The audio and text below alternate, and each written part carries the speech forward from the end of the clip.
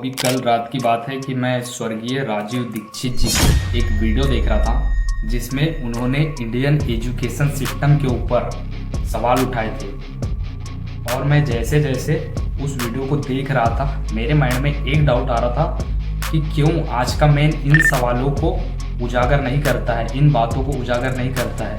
इतनी गहनता से जब राजीव दीक्षित ने उस वीडियो में बताया कि इंडियन एजुकेशन सिस्टम हमें गरीब बना रहा है और कैसे इंडियन एजुकेशन सिस्टम में आज भी वे कानून मौजूद है जो अंग्रेजों ने तब बनाए थे जब हमारा देश गुलाम था अंग्रेजों का, तब से लेकर आज तक अंग्रेजों के उन्हीं कानून को अपनाया जा रहा है, उन्हीं कानून का पालन किया जा रहा है। राजीव दीक्षित जी की जब मैंने वो वीडियो देखा तो उस वीडियो में राजीव दीक्षित जी बोलते हैं, राजीव दीक्षित जी ने उस वीडियो में बताया कि अंग्रेजी भाषा अंग्रेजों की है और जब अंग्रेज हमारा भारत छोड़ के चली गए तो इस अंग्रेजी को भी चली जाना चाहिए था, बट ये अंग्रेजी अभी भी हमारे देश में है और अंग्रेजी इतनी घटिया जिसका कोई अस्तित्व ही नहीं है, जिसमें शब्द कुछ और रहते हैं और उसका उच्चारण कुछ और रहता है। और उन्होंने ये भी बताया कि अंग्रेजी में मैडम का अर्थ बहुत ही घटिया होता है और हम अपने टीचर्स को यहाँ तक कि अपने फैमिली में किसी को भी मैडम कह के बुलाते हैं और ये बहुत ही घटिया चीज़ है। इतनी डीपर लेवल की नॉलेज उस वीडियो में मुझे मिली। राजीव दीक्षित जी जो कि इतने सज्जन और इतने महान व्यक्ति रहे हैं जिन्होंने आयुर्वेद को इस प्रकार से भारत में उजागर किया और उन्हीं के वजह से आज हम इतनी सारी जो आयुर्वेदा कंपनीज देख रहे हैं जिनके प्रोडक्ट्स हम यूज करते हैं वो उन्हीं की देन है। उन्होंने जब ज्ञान विकसित किया, ज्ञान को लोगों के साथ साझा किया, बांटा भारत में, तो उन्हीं के ज्ञान के आधार पर लोगों ने अपनी नई नई कंपनियां बनाई। फॉर एग्जाम्पल हिमालय का आपने जहाँ पे भी प्रोडक्ट देखा होगा वो उस प्रोडक्ट की कॉस्ट आज इतनी है मार्केट में जितनी पहले नहीं थी।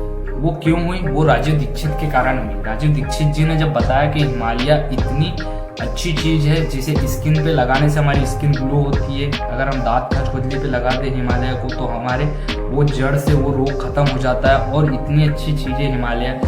तो पतंजलि ने क्या किया? पतंजलि ने हिमालय नीम फेस वॉश बना दिया। हिमालय बहुत सारी हर्बल कंपनी में हिमालय का प्रयोग करने लगे और भी बहुत सारी ऐसी चीज़ें थी। हल्दी का प्रयोग करने बताया, नीम के पत्ते खाने बताया और भी इतनी सारी चीज़ें राजीव दीक्षित जी ने बताई। उनकी नॉलेज को अगर आज कोई अपनाता है तो उसे दवाई गोली खाने की जरूरत नहीं है।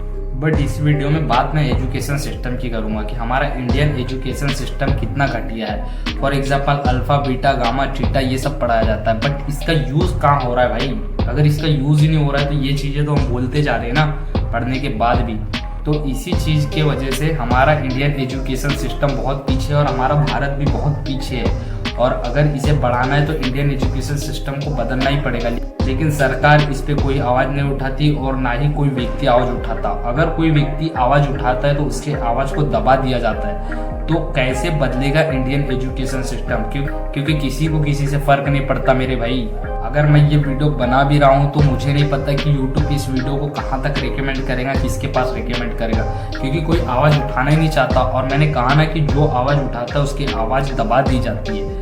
तो सरकार नहीं चाहती, कोई नहीं चाहता, तो कैसे सुधरेगा हमारा भारत देश? जब हम महान लोगों को देखते हैं, महान लोगों की गाथा हम पढ़ते हैं तो उनके जीवन की जो उन्होंने कितनी कठिनाई से उनने अपना जीवन व्यतीत किया और भारत को अपना जीवन समर्पित कर दिया, उन महान लोगों के बारे में जब हम पढ़ते हैं तो हमें बहुत दुख होता है कि उन्होंने इतनी मेहनत की, इतना। और मुझे अफसोस होता है इस बात पर कि उन महान व्यक्तियों ने अपना जीवन देश को समर्पित कर दिया और आज का युवा क्या कर रहा है? इंस्टाग्राम पर रील्स स्क्रॉल कर रहा है और फंसा है ऐसी घटिया और बेहुदा चीजों को करने में जिससे ना तो उसकी लाइफ का पर्पस मिलेगा और ना ही वो अपने देश के लिए कुछ कर पाएगा। वो महान व्यक्तियों को भूलता जा रहा है। स्वामी विवेकानंद हो गए, भगत सिंह हो गए और इतने सारे महान व्यक्ति जो हमारे भारत देश में हुए, इनको वह भूलता जा रहा है और उनका माइंडसेट भी एकदम फक्ड अप हो रखा है कि उन्हें क्या करना है क्या नहीं करना है ये सब भी उन्हें नहीं पता है। और वो अपने देश के लिए तो दूर, वो अपने फैमिली के लिए भी कुछ नहीं कर पा रहा है, वो अपने लिए खुद कुछ नहीं कर पा रहा है, तो वो देश के लिए कहाँ से सोचेगा? आज का युवा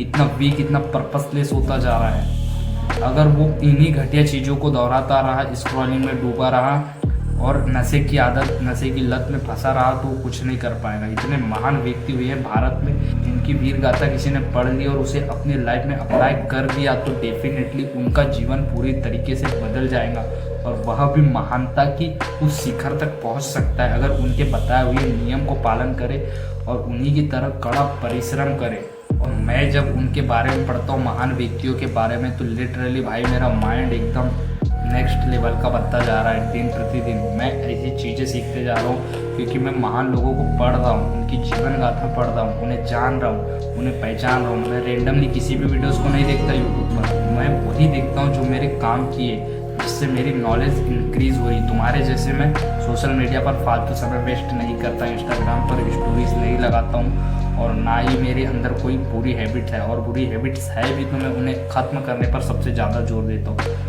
मेरी बस आपसे इतनी सी गुजारिश है कि महान लोगों को पढ़ो और उनकी बातों का अनुसरण करो और उन्होंने जो नॉलेज, जो डीप नॉलेज बताई है उसे लोगों तक शेयर करो।